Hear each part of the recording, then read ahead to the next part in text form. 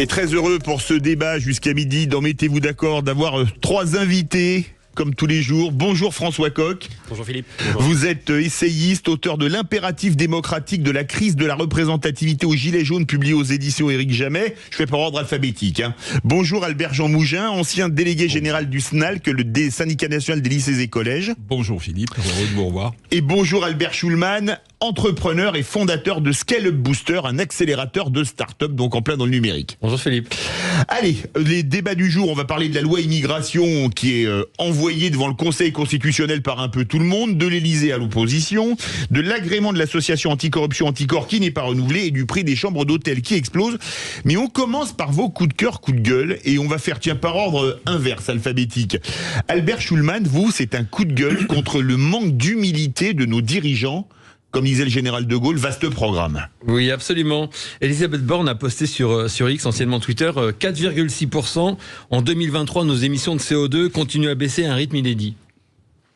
Oui, on n'en parle pas du fait qu'en même temps, la production industrielle a baissé. Et en fait, je note qu'il y a une succession de satisfecit par les membres du gouvernement, que ce soit le maire, que ce soit évidemment Emmanuel Macron, qui manquent de mesures, qui manquent d'équilibre. Oui, c'est bien, mais il y a des choses qui sont moins bien. Et le fait de remonter les choses en disant on a fait 4,6, mais il y a une partie, c'est à cause de la baisse de la production industrielle, c'est aussi un moyen de nous éduquer tous sur les choses ne sont jamais toutes blanches ou toutes noires. Et ça m'énerve parce que c'est un manque d'humilité. L'humilité, c'est... Moi, je n'ai pas à dire à la place du gouvernement ce qu'ils ont à faire pour une simple raison, je ne suis pas à leur place. Donc c'est toujours très facile pour être patron d'entreprise, toujours très facile de critiquer quand on n'est pas dans les chaussures de la personne qui doit prendre les décisions. Le yaka faucon, comme on dit. Exactement. En revanche, la façon de communiquer avec plus d'humilité, ça c'est important parce que ça veut dire rester au niveau des autres, à leur proximité.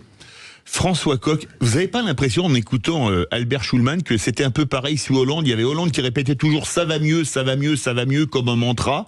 Et là c'est un peu pareil avec Bruno Le Maire, tout va toujours mieux. Et on a l'impression qu'ils ne sont pas toujours tellement connectés. Vous savez, bien dans le micro. Le professeur de maths que je suis sait qu'on peut prendre un chiffre et lui faire dire exactement tout et son contraire. Là, on sort un chiffre de 4,6% et on fait rentrer dedans à la fois le fait que ça serait une baisse incroyable et en même temps, si on regarde dans le détail, on pourrait se dire que finalement, conjoncturellement, ce n'est pas grand-chose. En fait, nous sommes dans la tyrannie de la communication où le gouvernement et M. Macron essaient de se rattraper suite, par exemple, à la dernière COP qui a eu lieu. Vous vous rappelez, le président de la République, le gouvernement se sont avancés vers cette COP de Dubaï en nous disant qu'il allait y avoir des résultats extraordinaires et que la France ne transigerait pas sur les objectifs qui devaient être atteint. Au final, on se rend compte quand même que c'est un compromis à minima qui n'est pas contraignant. Et donc, sur cette question-là, sur cette question écologique, c'est aussi l'objet de la communication de Mme Borne, on voit que le gouvernement essaie de se raccrocher aux branches en faisant de la pure communication. Albert Jean Mougin. Philippe, vous citiez très justement le général. Je me souviens d'une conférence de 1966, qui est une grande conférence de presse. Je ne me souviens pas, c'est l'année où je suis né. Qui était des cours magistraux où on parlait de la bourse. Et il avait dit, en 66, en 62, la bourse était vraiment très bonne, très haute. En 66, elle est vraiment très basse. Il reconnaissait. Mais vous savez, la politique de la France ne se fait pas à la corbeille. Eh bien, je crois qu'on ne pourrait plus dire que la politique de la France ne se fait pas à la corbeille à partir du moment où la communication, la manière de parler même, la langue que parle le pouvoir, est une langue de américano-anounienne, beaucoup plus qu'une langue d'explication. C'était extraordinaire quand même, quand on revoit ces choses-là, de voir le général, qui était le président de la République, qui passait très précisément, didactiquement à tout le monde à expliquer sa politique. Mais est-ce que ça s'explique pas par le fait, Albert Schulman, qu'à l'époque, les politiques avaient du pouvoir, des pouvoirs qu'ils ont transférés à d'autres non élus, la Commission européenne, la Banque centrale, etc., et que maintenant, la politique, ça se résume à faire de la com, comme de toute façon, on n'a plus les moyens d'agir? Alors, je ne sais pas, mais je crois qu'il y a un moment, la réalité, c'est qu'on peut agir sur les choses. C'est comme le libre arbitre. Est-ce qu'on a du libre arbitre? On va partir du principe qu'on a du libre arbitre. Sinon, c'est pas la peine de se lever le matin et de dire on va faire des choses. Les gouvernements, ils ont aussi des manettes. Un patron d'entreprise a des manettes. Et c'est à eux de voir comment ils veulent influencer l'ensemble de l'univers qui est sous leur, entre guillemets, contrôle. Et j'ai pas l'impression que ce soit... François Coq. Oui, mais encore faut-il qu'on veuille activer justement ces manettes. Ils ont des manettes, ils peuvent les activer. Mais, comme vient de le dire Philippe, ils sont sous une chape que eux considèrent de plomb, qui est celle de l'Union européenne, de Bruxelles, de la Banque centrale européenne ou d'autres. Et en fonction de ça, soit on fait le petit enfonçage et on laisse faire à ces institutions supranationales, soit à un moment donné on décide de reprendre les leviers de commande. Au stade où nous en sommes, les politiques sont en deçà du stade où nous en sommes nous autour de cette table. Nous essayons de faire de l'analyse politique, eux en sont uniquement au stade du commentaire. Albert Jean-Mougin. La question, c'est effectivement peut-être cette volonté de dire à tout prix que tout va bien. Les gens, je crois, n'ont pas besoin de le voir, puisque souvent ils vont mal. Oui. Donc ils voudraient savoir pourquoi ils ont mal, non pas pourquoi tout va bien. Et ça, je crois qu'il y a une réflexion majeure de clarté du discours politique. Je crois qu'on le porte tous. Si je peux intervenir par rapport à ce que disait François. Vous pouvez, parlons vrai. Merci. Pour intervenir sur ce que disait François, je crois qu'un gros problème, c'est exactement ce qu'a dit François, c'est que on ne comprend pas les contraintes qu'ont nos gouvernants. S'il y a des contraintes pour ne pas faire ça, parce que sinon la dette française, ceci, cela, très bien, expliquez-le. Voilà. Partagez-le. Que nous soyons moins idiots et que nous aussi on puisse, avec notre esprit critique, se dire, oui, finalement, je comprends, c'est moins mauvais comme décision qu'une autre décision. Mais aujourd'hui, c'est pas le cas. Oui, mais pour ça, il ne faudrait pas infantiliser en permanence le peuple et il faudrait effectivement traiter les gens en citoyens et non pas simplement en clients. Pompidou disait bien, il n'y a pas de bonne solution, il n'y a que la moins mauvaise. Eh bien, restons, et qu'on le dise, et qu'on s'explique. L'émission porte on est d'accord. Oui, c'est bien le nom de l'émission, mettez-vous d'accord, ça commence très bien. 11h10 sur Sud Radio, mettez-vous d'accord avec nos trois débatteurs du jour, François Coq, Albert Jean-Mougin et Albert Schulman. On se retrouve dans quelques instants pour la suite des tours de table. Retour de Mettez-vous d'accord avec nos trois débatteurs du jour, François Coq, Albert Jean-Mougin et Albert Schulman. Votre coup de gueule, Albert Jean-Mougin, c'est contre l'affaire de l'avion qui est resté immobilisé plusieurs jours à l'aéroport de Vatry dans la Marne. Eh bien voilà, dans le ciel, il n'y avait pas que le Père Noël cet an dernier. Il y avait, alors c'est presque aussi joli, une compagnie aérienne qui s'appelle Legend, qui est roumaine, et dont un avion venant du Qatar a dû, pour des raisons techniques, atterrir dans un aéroport de la Marne. La France a retenu cet avion parce qu'il y a eu un doute très fort sur la nature des passagers qui étaient emportés. Il s'agissait de transporter des Indiens à partir du Qatar au Nicaragua. Aujourd'hui, les Indiens sont repartis au Qatar. Non, en Inde, a priori. En Inde, pardon, oui, excuse-moi. Sont repartis en Inde. Et alors, qu'est-ce qu'il y a derrière tout ça ? Derrière tout ça, on s'aperçoit que la compagnie aérienne, en réalité, est la propriété de 2 Afghans. Vous savez, ce pays à la démocratie fabuleuse, et où c'est du second degré, où la charia est la loi. Laquelle charia admettrait bien l'esclavage. En gros, cet avion était, et sans doute, et ce n'était pas le premier vol, et il y aurait d'autres compagnies venant d'Allemagne. C'était peut-être, je suis très prudent quand même, un négrier. Alors nous en sommes là aujourd'hui avec l'état du monde, la traite. Alors, on en parlait hier, on avait la sénatrice Nathalie Goulet qui a travaillé sur le trafic d'êtres humains. On l'avait de midi à midi un quart dans Mettez-vous d'accord sur Sud Radio. Et elle disait que c'était très probable, mais que le trafic d'êtres humains, c'était aussi lucratif que le trafic de drogue ou le trafic d'armes. Bien sûr. François Coq. Pardon. Sur ce sujet, quand même, ce qui est étonnant, c'est qu'il y a 2 responsables, a priori, qui ont été identifiés. Oui. Et les 2 ont été assez rapidement relâchés, remis dans la nature. Moi, j'attends qu'elles vont être une QTF.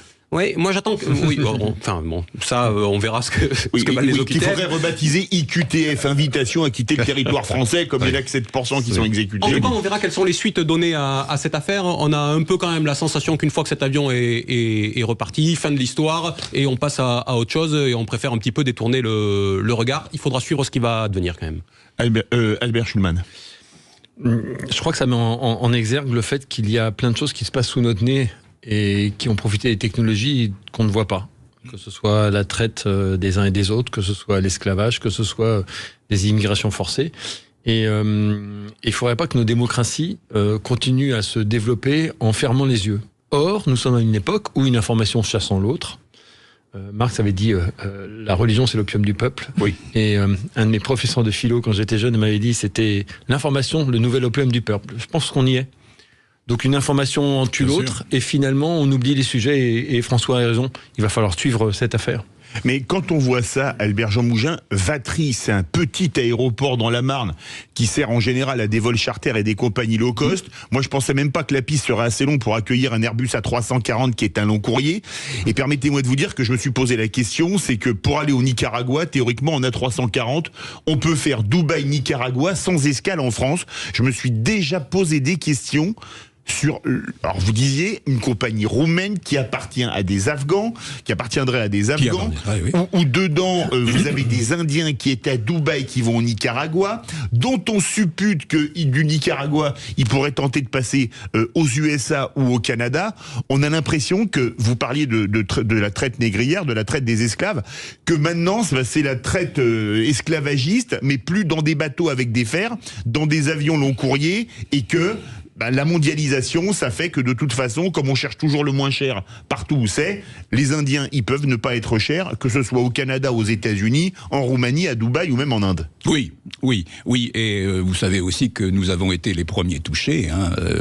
Je me souviens de cet excellent sujet d'une petite station de télévision concurrente de Sud Radio qui traitait de qui veut gagner des migrants. C'était un sujet de 2014 qui traitait du sujet de l'époque et qui montrait tout ce que rapportait en termes d'argent la traite des migrants. Notamment pour les passeurs.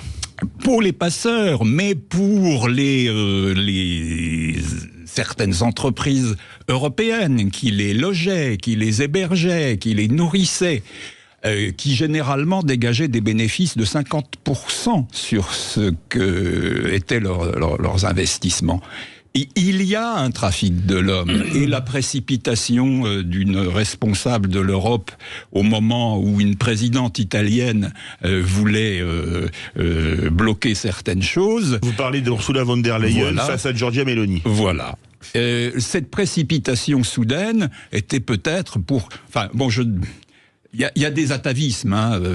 Une des arrière-grand-mères de Madame von der Leyen était l'une des principales propriétaires d'esclaves de la côte est américaine. D'accord, effectivement, mais là on n'est pas responsable de sa famille. François Coq. Je disais tout à l'heure qu'on avait tendance à vouloir détourner le regard, en tout cas que les pouvoirs publics et les bien-pensants voudraient détourner le regard de cette affaire. Si je le dis, c'est parce que autant, on va le voir tout à l'heure dans la discussion, le sujet de l'immigration dite subie permet de coaliser politiquement les gens. Autant là, on a affaire à autre chose. On a affaire de l'immigration organisée. Oui. Organisée par... avec des charters, etc. Oui, avec des charters, mais organisée aussi par ceux qui, à un moment donné, réclament cette main-d'œuvre à bon marché, avec de faibles droits derrière pour pouvoir l'exploiter. Et celle-là, pour le coup, certains ne voudraient pas la voir. Voilà. Et là, elle nous tombe sous les yeux, un peu comme par hasard en ce jour de Noël. Tombée du ciel. Et on voudrait effectivement la cacher immédiatement. Il n'y a qu'à voir les réactions du MEDEF sur la loi immigration qui disent qu'il faudra des millions de personnes pour venir travailler en France. Très exactement. Albert Schulman, le mot de la fin sur ce sujet ? J'aimerais bien qu'on aille tirer le fil de cette histoire et qu'on essaie de tirer le fil de tous les réseaux de façon à réaliser à quel point en fait, les migrations, d'une façon générale, ne sont qu'un outil économique, politique, mais ce n'est qu'un outil et qui utilise des êtres humains pour tirer les salaires vers le bas. Pour tirer les salaires vers le bas d'un côté, pour influencer des pays de l'autre. Il n'y a pas que le côté argent, il y a le côté politique aussi.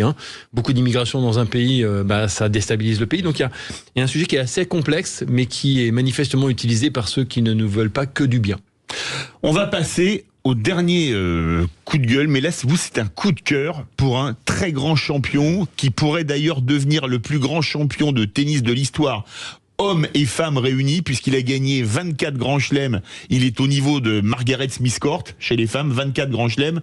Vous parlez de Novak Djokovic. Oui, Novak François Djokovic qui vient d'annoncer qu'il aimerait bien poursuivre sa carrière au-delà de 40 ans. Il a 36 ans actuellement. Parce que d'abord, c'est un modèle en termes de sportif, d'hygiène de vie.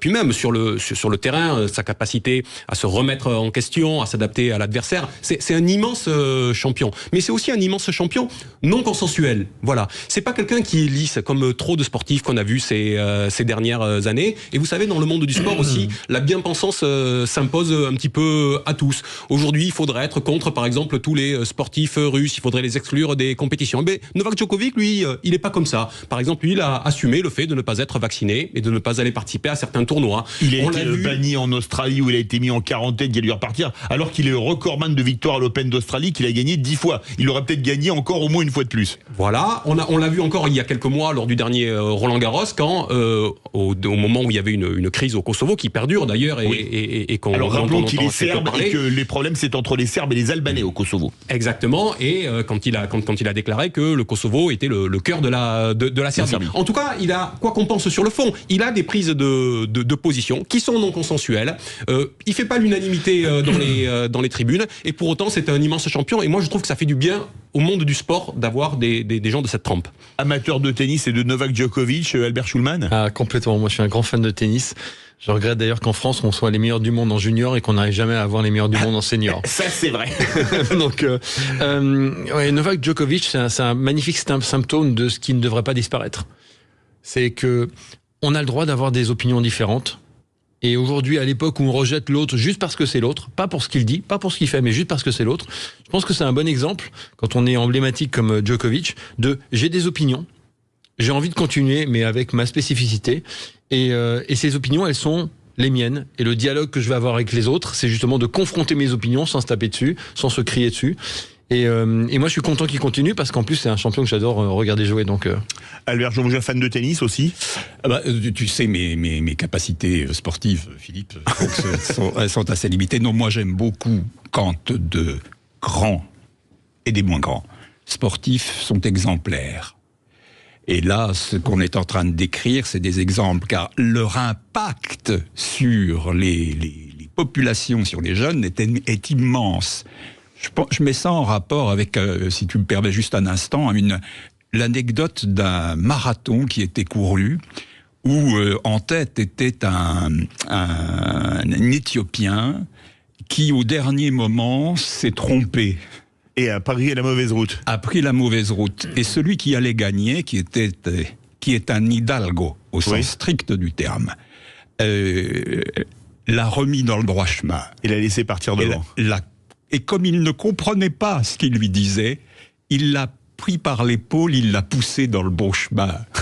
Ça, c'est beau. Personne n'a compris, et ce garçon a dit « Mais si j'avais gagné, je n'aurais pas pu revoir ma mère en face. » Ça, c'est beau. Mais pour revenir sur ce que vous disiez, notamment sur Djokovic et le Kosovo ou le bannissement des athlètes russes, c'est quand même pas un peu bizarre qu'on bannisse pas, par exemple, les athlètes d'Azerbaïdjan, vu ce qui se passe au Karabakh, par exemple, et ou que par exemple on laisse faire la liquidation des Arméniens du Karabakh, alors qu'au Kosovo on a bombardé la Serbie pendant des semaines. Et est-ce que cette indignation à géométrie variable, ça fait pas partie de ce pourquoi Djokovic paraît sympathique dans ce domaine? On nous a imposé une vision très très très binaire de la géopolitique internationale à tous les niveaux, sur la question de la guerre d'Ukraine, mais au-delà. Aujourd'hui, en géopolitique, les choses sont blanches ou noires. Il y a les bons et les mauvais. Les Américains ont imposé cette vision à partir des années 90, et aujourd'hui, finalement, le camp dit occidental, et la France notamment, en est l'un des principaux relais. Donc aujourd'hui, il y a cette vision-là qui s'impose, et c'est quand même très surprenant aujourd'hui, sur le terrain sportif, qu'on veuille faire disparaître les athlètes russes, alors que ça va à l'encontre même des recommandations du monde du sport. Surtout que, désolé, on n'a pas éliminé les athlètes américains quand ils ont envahi l'Irak sur des mensonges. Et oui, Albert. Et on ne peut pas ne pas le citer. Comment ne pas interdire les athlètes iraniens, étant donné ce qu'est, à ce jour, en attendant que un vrai pouvoir retrouve le royaume d'Iran, c'est absolument inacceptable de penser que des représentants de la République islamique d'Iran puisse se trouver à jouer. Albert Schulman, le mot de la fin. Ça regroupe les sujets. En fait, c'est un problème d'exemplarité. Voilà. C'est le vrai fond, c'est l'exemplarité. L'exemplarité, ça oblige à être équitable sur l'ensemble des sujets. Et Dieu sait que c'est pas tout à fait le cas aujourd'hui. Mettez-vous d'accord, Sud Radio, 11h, presque 26, dans quelques instants, j'avais failli dire dans quelques années, dans quelques minutes. Oh, on a le temps. On voit le long terme. On va attaquer notre premier sujet sur la loi immigration que tout le monde envoie devant le Conseil constitutionnel. Restez bien avec nous sur Sud Radio. Retour dans le débat de Mettez-vous d'accord avec François Coq, Albert-Jean Mougin et Albert Schulman. On va parler de la loi immigration. Le Conseil constitutionnel a été saisi par des députés de gauche, par la Première ministre et même par Emmanuel Macron. D'après le chef de l'État, je le cite, eu égard à l'ampleur de l'évolution du texte, je souhaite que les dispositions de la loi ne puissent être mises en œuvre qu'après que le Conseil constitutionnel aura vérifié qu'elles respectent les droits et libertés que la Constitution garantit. Alors, le président vise 3 mesures. L'article 1er qui prévoit la tenue d'un débat annuel au Parlement et permet aux assemblées de déterminer le nombre d'étrangers admis à s'installer durablement en France. L'article 3 qui allonge la durée de séjour régulier en France à partir de laquelle l'étranger peut demander à bénéficier du droit au regroupement familial. Et l'article 19 qui instaure une condition de résidence de 5 ans ou d'affiliation au titre d'une activité professionnelle de 30 mois pour le versement de certaines prestations contributives. Quand on voit que le président et la première ministre font un recours au Conseil constitutionnel contre une loi qui est voté par leur majorité, c'était pas une proposition de loi, mais un projet de loi du ministre de l'Intérieur. Excusez-moi, on est en période de Noël, on peut mettre un peu de légèreté. Ça me rappelle, vous savez, dans Rabbi Jacob, quand De Funès fait des grimaces à la station-service aux policiers et qu'il dit vous foutez de moi ou de mon collègue, il dit des deux, d'ailleurs, je roule sans permis, sans assurance, arrêtez-moi. Ça me fait penser à ça, pas vous, François Coq? C'est une parodie démocratique.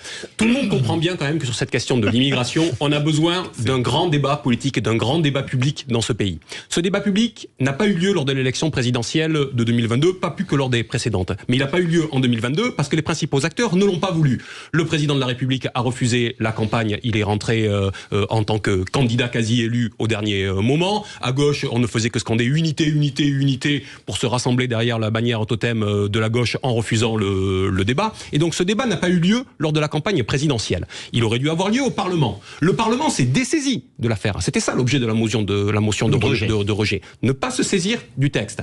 Le texte est donc parti en commission mixte paritaire. Mais la commission mixte paritaire n'a pas fait ce qu'elle avait à faire, c'est-à-dire se mettre toute seule d'accord par des débats raisonnés. Elle a été chercher ses ordres, vous le savez, à Matignon et à l'Élysée. Dès que la commission mixte paritaire a été installée, il y a eu une suspension de séance de plusieurs heures pour pouvoir aller se balader à Matignon et demander ce qu'il fallait faire. Autrement dit, M. Macron ne peut pas nous dire, et Mme Borne pas plus d'ailleurs, M. Macron et Mme Borne ne peuvent pas nous dire que ce texte, finalement, il le découvre et qu'il découvre qu'il aurait des dimensions qui ne sont pas constitutionnelles, puisque finalement, c'est eux qui ont tenu la plume de cette commission mixte paritaire qui était aux ordres. On voit bien que finalement, dans cette affaire, rien ne va. Tout ça, c'est à nouveau de la communication politique et M. Macron essaie de se recentrer à partir d'un texte qu'il juge trop dur en termes de portage auprès de l'opinion et auprès de ses propres troupes, et c'est tout l'objet de cette saisine du Conseil constitutionnel. On voit bien que finalement, ceux qui pouvaient agir ont fait passer un texte qui sans doute n'est pas valable, n'est pas constitutionnel, mais c'est quand même eux qui vont quémander pour qu'il soit retoqué. Pourtant, il faut une loi. Pourtant, il faut vraiment des cadres légaux qui gèrent l'immigration en France. Et je fais le lien avec ce que nous disions tout à l'heure. On est en train... je parle en innocent face à tout ça. On est en train de se demander si on n'est pas en train de nous jouer une comédie pour précisément continuer à ne rien faire. Parce que tous deux vous rappeliez combien finalement une certaine anarchie au sens strict du terme peut être très favorable à des intérêts très divers. Eh bien, ne serions-nous pas tout simplement là-dedans? Et puis, l'autre aspect, c'est que, mais c'est une constante depuis la naissance de cette droche guate. C'est la contraction de début de droite et la fin de gauche et vice versa. Ça a été fait de briques de broc et de morceaux, et il y a différents courants qui s'expriment à l'intérieur même du gouvernement.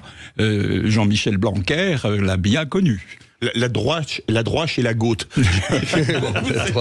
Cette expression, Albert Schulman. Moi, ce qui m'embête là-dedans, c'est est-ce que c'est le rôle du président d'aller dégommer un texte que son parti a envoyé, son ministre de l'Intérieur. Son ministre de l'Intérieur. Je pense qu'il y a un vrai problème. Il y a un deuxième problème. Est-ce que les juges en France sont à même de passer au-dessus des élus du peuple? Et pour moi, ça, c'est un vrai sujet. À savoir que tant que les juges étaient des juges sur le droit sans aucun biais idéologique, ça peut paraître logique. C'est ce qu'on appelle l'état de droit. Mais comme on sait, ou on voit, peut-être qu'on ne sait pas, mais en tout cas, c'est la perception qu'on en a, qu'il y a peut-être des biais idéologiques dans ce que font les juges, ou des biais influencés par le gouvernement, hein, vous comprendrez ce que je veux dire. On a le droit de se demander si ça sert encore d'avoir des élus du peuple. C'est la première fois, qu'on l'aime ou qu'on l'aime pas, qu'on a une assemblée qui représente mieux la France que lorsque c'était une majorité absolue. On a eu une assemblée proportionnelle avec un scrutin de majoritaire. C'est ça. C'est ça. Mais ça veut dire quoi? Ça veut dire que c'est censé mieux représenter les Français qui ont voté. Après, s'ils sont pas contents, ils voteront différemment la prochaine fois. C'est ça la démocratie. Et on passe par-dessus sans arrêt. Entre les 49.3, l'appel au Conseil constitutionnel, etc. Ça me gêne énormément parce que la démocratie, j'y tiens énormément. Et ça veut dire aussi accepter que ce ne sont pas toujours mes idées qui passent. Là, si vous permettez, en l'occurrence, c'est pas le juge qui va passer au-dessus de la loi. Ça, c'est malheureusement c'est le juge constitutionnel dans ces cas-là. Ce à quoi on est habitué avec la Cour de justice de l'Union européenne qui, elle, fait la loi et avec un statut juridique pur. Là, c'est le Conseil constitutionnel, c'est-à-dire c'est la Constitution, l'institution suprême d'une certaine manière. Mais si, et là je vous rejoins, si à un moment donné, on s'en remet en permanence au 49.3 dans notre Constitution ou à des saisines du Conseil constitutionnel dans l'autre sens, c'est qu'à un moment donné, le système institutionnel lui-même ne fonctionne plus. Et qu'est-ce qu'on voit avec cette affaire de la saisine du Conseil constitutionnel? C'est qu'on est dans de l'institutionnel pur sur cette loi immigration. Le parcours de la loi, tel que je l'ai rappelé tout à l'heure, est un parcours purement institutionnel dans lequel le peuple est totalement dessaisi de la question, alors que c'est lui justement qui devrait dire où on met le curseur et ce dont on a besoin sur cette question-là. Voilà où nous en sommes. On a une rupture complète entre le champ institutionnel d'un côté qui fonctionne en vase clos et le peuple citoyen de l'autre qui est dessaisi des affaires publiques. Ah oui, pourquoi est-ce qu'on ne demande pas au peuple? Moi, j'ai du mal à comprendre. Le référendum, il est passé par perte des profits. Pourquoi est-ce que le peuple a pris le temps d'aller élire des personnes, que ce soit à l'Assemblée, que ce soit un président, etc. Pourquoi est-ce qu'on ne demande pas au peuple? Il y a un moment, ces gens-là sont les représentants du peuple. Alors, où on pense qu'ils sont trop bêtes pour voter correctement, et dans ce cas-là, on leur enlève le pouvoir, mais c'est un vrai problème de fond. Dans ce cas-là, affrontons-le. Où on pense qu'ils sont à même d'eux, et dans ce cas-là, laissons le peuple décider. Albert Jean Mougin. Tocqueville disait déjà, la démocratie ne sera pas un problème, puisque les gens voteront comme on leur dira de voter. Mais le problème, c'est que, là encore, je crois qu'on tient vraiment à un sujet long, depuis le début de l'émission. Tout ce discours dit et cette manière d'agir donne de plus en plus aux Français le sentiment qu'on les gouverne et que les institutions ne sont qu'un apparat dont on se débrouille avec des accords d'arrière-cour, d'arrière-salle, etc. Et ça, c'est très mauvais. Ça, c'est très, très, très mauvais. Et je pense que il faut la lucidité pour les gens qui ont la vertu de vouloir gouverner, de reprendre les rênes de la Constitution. François Coq veut réagir. On nous dit qu'aujourd'hui, dans la situation telle que nous la connaissons, dans ce blocage démocratique que nous avons aujourd'hui, dans cette situation de démocratie minoritaire, on nous dit que c'est la faute, c'est un problème de demande.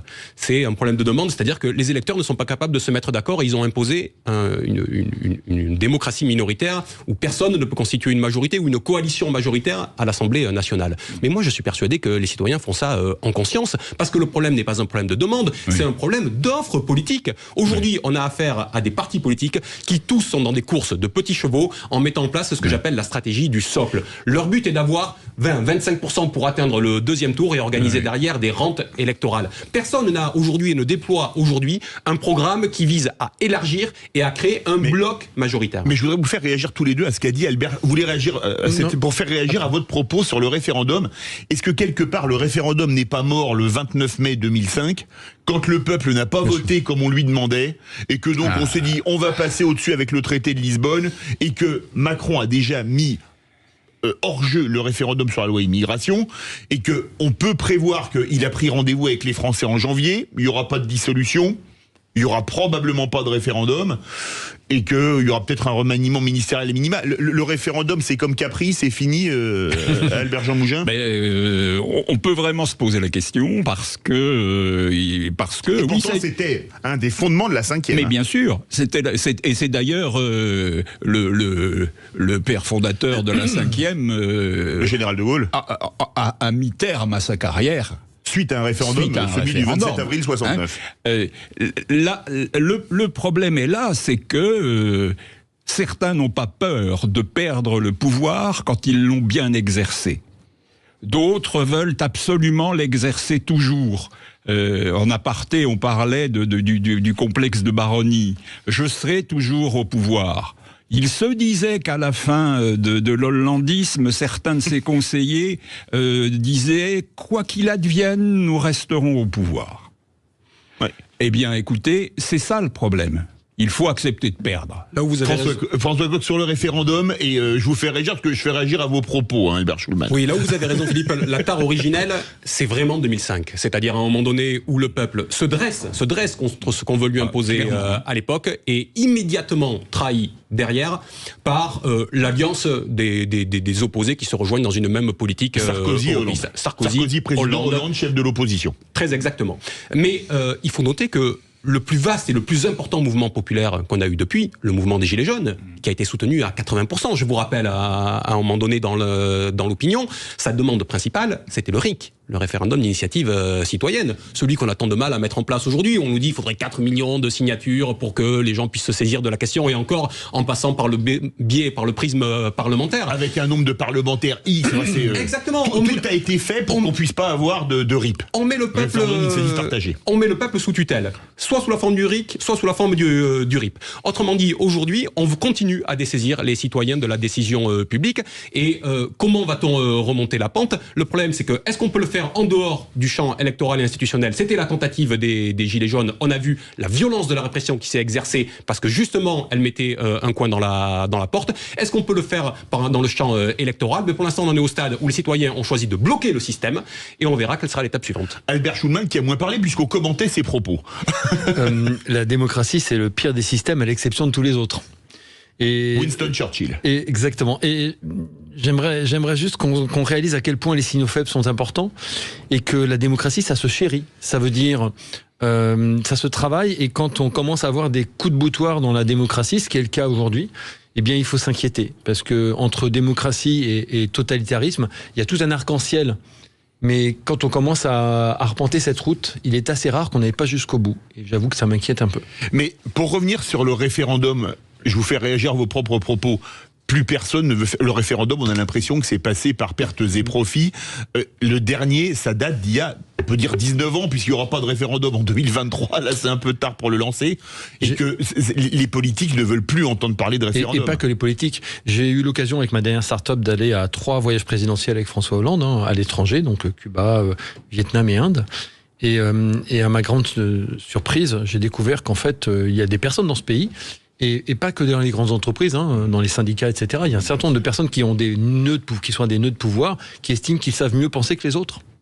Très juste. Et je pense que notre problème, il est beaucoup là. Ces gens-là pensent mieux que les autres. Oui, c'est des élites. Il y a un problème des élites en France, on le dit, et en Europe, et peut-être internationalement, qui considèrent que le peuple n'est pas capable, la masse n'est pas capable de penser. Et c'est une gravité. Et donc on ruse, on gouverne. Vous savez, ça remonte à Bernays, hein, cette histoire-là. Alors que ces dites élites... Comme disait Brecht, si le peuple se trompe, il faut changer le peuple. Exactement, c'est ça. Sauf que ces gens-là ne se rendent pas compte... On fait beaucoup de citations aujourd'hui. Hein. Ces élites ne se rendent pas compte que finalement ce sont elles qui ne savent plus mener le débat public. Elles ne savent plus organiser finalement la discussion publique raisonnée, et ça nous ramène à un point qui est extrêmement important. On nous dit aujourd'hui que les sociétés sont très polarisées et que c'est pour ça que nos démocraties sont bloquées. Moi, je partage pas du tout cette analyse. Je pense que les sociétés se polarisent parce que la scène politique et les scènes politiques sont elles-mêmes d'abord polarisées parce que les gens veulent s'inscrire dans des rentes électorales. Mettez-vous d'accord sur Sud Radio avec nos débatteurs du jour, François Coq, Albert Mougin, Albert Schulman. On fait une très courte pause et on va attaquer notre second sujet, c'est l'agrément de l'association anticorruption Anticor, qui n'a pas été renouvelé. Bon, c'est sûr qu'ils avaient quand même fait des procédures contre des gens très proches du pouvoir. On se retrouve dans quelques instants sur Sud Radio. Sud Radio, mettez-vous d'accord, Philippe David. Retour du débat de Mettez-vous d'accord avec François Coq, essayiste, auteur de l'impératif démocratique de la crise de la représentativité aux Gilets jaunes, publié chez Éric Jamet. Albert Jean Mougin, ancien délégué des générales du syndicat national des lycées et collèges, et Albert Schulman, entrepreneur et fondateur de l'accélérateur de start-up Scale-up Booster. Alors l'agrément de l'association anticorruption Anticor n'a pas été renouvelé. C'est un agrément qui permet d'intervenir dans des dossiers de lutte contre la corruption et d'atteinte à la probité des élus. Le précédent agrément ayant été annulé par la justice, la décision implicite de refus peut faire l'objet d'un recours devant la même justice administrative qui pourra statuer sur son bien fondé. Cette décision ne nous surprend pas malheureusement, car nous sommes bien conscients que nos actions contre la corruption agacent profondément le gouvernement, a de son côté réagi auprès de l'AFP Élise Van Beneden, la présidente du bureau de l'ONG. Alors Anticor qui a quand même touché à des proches du pouvoir, on pense à Alexis Kohler, à Richard Ferrand ou à Éric Dupond-Moretti. Qu'est-ce que ça vous inspire, Albert Schulman? On a l'impression que ça tombe bien qu'il y ait eu des petits problèmes administratifs pour faire sauter l'agrément d'Anticor. Moi, ça m'a fait penser à la phrase de Coluche. Quand il a dit « J'ai voté pour celui-là, au lieu de mettre de l'argent dans les écoles, il met de l'argent dans les prisons. S'il y a une chose sûre, c'est quand on est ministre, c'est qu'on ne retournera pas à l'école alors que... » et ben, pour moi, ça m'a fait penser à ça. Et quand le pouvoir empêche le contre-pouvoir d'exister, c'est le même sujet que tout à l'heure, c'est la démocratie qui souffre. Alors, ils étaient peut-être pas parfaits, Anticor, mais je crois qu'il faut des contre-pouvoirs dans une démocratie. C'est le principe de la démocratie, pouvoir contre pouvoir. Hein. Donc ça me gêne. Donc ça me gêne beaucoup. Albert Jean Mougin. C'est peut-être aussi le problème de ces contre-pouvoirs qui sont des ONG, qui sont des associations, c'est-à-dire des pouvoirs qui n'en sont pas, puisqu'ils peuvent être interdits à n'importe quel moment, privés de leur délégation, etc. Et la faiblesse de nos institutions, là encore, une institution indépendante qui a ses statuts et qui gérerait les questions de corruption en France n'aurait pas ce souci-là. Et ça, moi j'y glisserais cette réflexion sur le débordement des transferts vers l'associatif et l'organisationnel des missions régaliennes. Parce que, alors, observons quand même que le dossier est transféré à Madame Colonne, la ministre des Affaires étrangères. Ce qui dit beaucoup d'ailleurs sur la corruption qui est visée. François Coq. Ce qui dit beaucoup sur la cascade de tous ceux qui n'ont pas pu se saisir de l'affaire, puisqu'effectivement vous avez raison, ce qui pose problème quand même dans cette histoire, c'est que ce soit le pouvoir politique qui puisse décider ou non de l'agrément d'une association qui va aller lutter contre la corruption et pouvoir se porter partie civile. Ça pose question, ça on est bien d'accord. Non seulement ça pose question, mais voyez bien que la réponse finalement elle est donnée par l'exemple.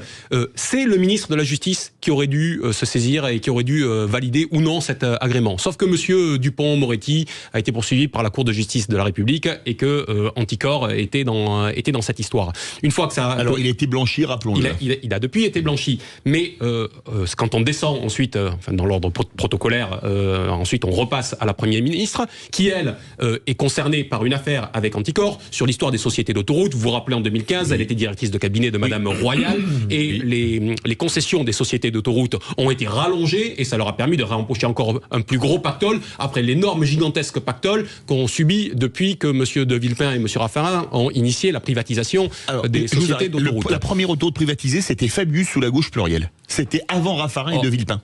Il y avait une autoroute privatisée avant. On commence à ce moment-là, mais le grand plan de privatisation, c'est... Les bonnes idées sont toujours partagées. Mais ça n'a pas été les premiers. Mais moi, par contre, je continue dans l'ordre protocolaire, si vous permettez. Vous voyez, après, parce qu'on aurait dû passer à Monsieur le maire. Et comme par hasard, Monsieur le maire, il a l'affaire Alstom qui lui traîne aux fesses. Et donc, on en arrive à Madame Colonna. Vous voyez bien que cette cascade, elle touche les principaux ministres qui sont en cause. Et c'est ce pouvoir politique qui est mis en cause par cette dite association qui a le droit ou non de lui délivrer un agrément. Il y a un problème intrinsèque là-dedans qu'il faut régler, et il faudrait soit à la fois que ce soit les institutions elles-mêmes qui se saisissent de la question de manière indépendante, soit qu'on permette l'agrément d'Anticor par une autorité indépendante, comme par exemple l'autorité pour la transparence de la vie publique. Albert Schulman veut réagir. Alors pour rebondir sur ce que dit François sur la partie privatisation, moi je suis pour la privatisation de tout ce qui n'est pas régalien.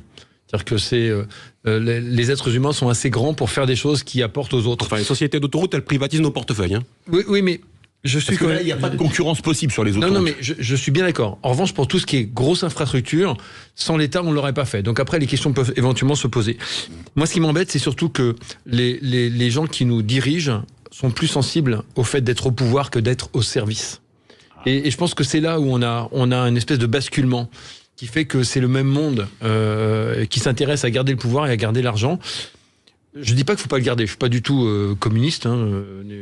Si vous êtes pour la privatisation, tout le secteur concurrentiel, on l'a compris. Mais je pense qu'il y a une co-contribution, il y a une co-construction de l'ensemble des choses qui fait qu'il y a un moment, il faut aussi que les choses soient assez cohérentes. Et en l'occurrence, sur cette histoire, pour revenir à Anticor,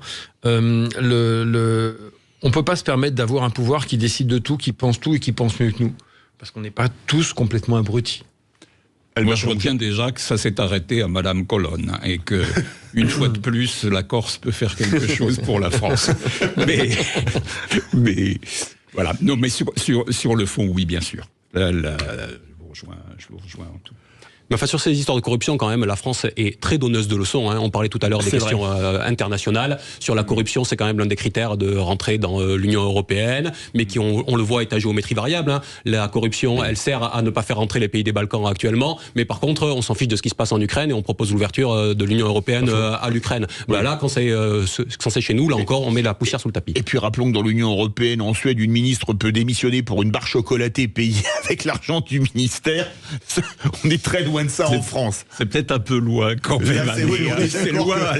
C'est quand même aller très loin pour une barre chocolatée. Je ne donnerai pas la marque. Bon, il y a peut-être du Captagon dedans, je sais pas. Surtout en Suède maintenant. On va terminer avec un débat plus léger. C'est le prix des chambres d'hôtel qui bondissent en vue des JO. C'est l'UFC Que Choisir qui l'accuse. Des tarifs prohibitifs, des obligations de réserver plus d'une nuit pour pouvoir séjourner dans un hôtel. L'UFC Que Choisir s'insurge face à ces pratiques. La demande de logement dans la capitale l'été prochain s'annonce sans précédent. Selon l'UFC Que Choisir, les tarifs des hôtels ont été multipliés par 3 pour la cérémonie d'ouverture. Nos confrères précisent que le jour de la cérémonie d'ouverture des JO de 2024, les prix moyens des nuitées ont bondi de 226% dans certains hôtels parisiens. Est-ce que quelque part, les JO, la grande fête populaire qu'on nous disait, quand on voit les prix et quand on voit les mesures où il va falloir passer avec des QR codes pour aller dans certains quartiers de Paris, est-ce que vous croyez que ça va être la grande fête populaire? Non, c'est grande fête populaire, on ne peut pas la voir comme ça, mais je crois que c'est déjà fini depuis un certain temps, les JO, grande fête populaire, c'est des JO grande foire politique, c'est des JO grande... là, ça sera, je pense, une tentative de vitrine de la France, et puis derrière, on aménage, on déplace les camps de migrants, on expulse, soyons pas méchants, on ne conserve pas leurs chambres aux étudiants pour y loger des gens. Bon, cela dit, il y a un marché concurrentiel qui s'ouvre et qui est peut-être plus accessible. Dans mon quartier, il y a des immeubles qui se sont construits dans la perspective des jeux, avec des appartements. Ils seront finis, contrairement à certaines lignes de transport en commun. Ils sont finis depuis un an. Ah oui, d'accord. Et voilà, des initiatives d'entrepreneurs de talent. François Coq. Pour l'amoureux du sport que je suis, qui a été baigné par toutes ces images des Jeux Olympiques dans ma jeunesse, je suis obligé de faire le constat aujourd'hui que les Jeux Olympiques ne sont plus un événement sportif. C'est devenu un événement purement politique.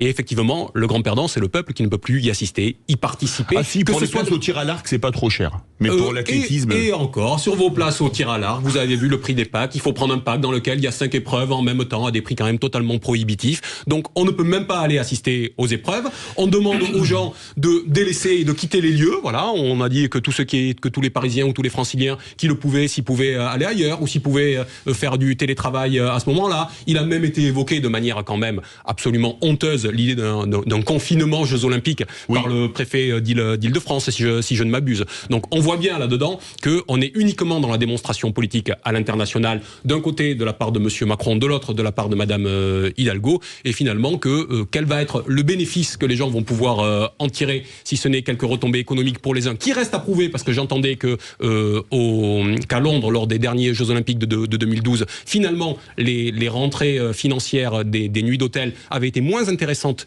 que sur une saison normale, malgré les Jeux Olympiques. Eh bien, on fera les comptes après, mais les seuls perdants, ce dont on est sûr, ça va être les Français dans l'histoire. Et puis alors, il y a autre chose qui grève les Jeux Olympiques, et je pense avec émotion au préfet, c'est que c'est explosif. C'est explosif. Oui, ça, et que bien des contraintes reposent sur le fait que si on ne veut pas ajouter au nombre des Français qui depuis 2012 meurent en moyenne 2 par mois et sont gravement blessés, 12 par le fait de fanatiques musulmans, islamistes. Oui. Alors c'est vrai que là... il y a des contraintes énormes. C'est aussi une ville blindée maintenant. Alors ça, aussi. C'est un vrai sujet, parce que notamment la cérémonie d'ouverture fait peur à tous les services de sécurité qui disent que le fait de la faire sur la scène sur une telle distance, c'est impossible à protéger. Vous n'avez pas peur? On voit déjà le prix on va extrapoler que ces JO virent au fiasco. Ah non, moi j'ai pas peur, ça va être des JO absolument magnifiques, tout va bien se passer, il y aura pas un Français, il y aura que des étrangers qui vont venir avec beaucoup de police pour éviter que ça déborde. Pour les hôtels, ça me choque pas en fait. Pour être très honnête, ça me choque pas. Pourquoi ça me choque pas? C'est le libéral là qui parle. Parce que quand il y a le festival de Cannes, le prix des chambres est multiplié par X pendant le festival de Cannes. Ça me choque pas. Oui, mais le festival de Cannes, c'est pas un événement populaire, contrairement au sport. Je suis bien d'accord, mais ça me choque pas, c'est yield management. Ils vont gérer leurs prix en fonction de la demande. Il y a une telle demande que les prix vont exploser.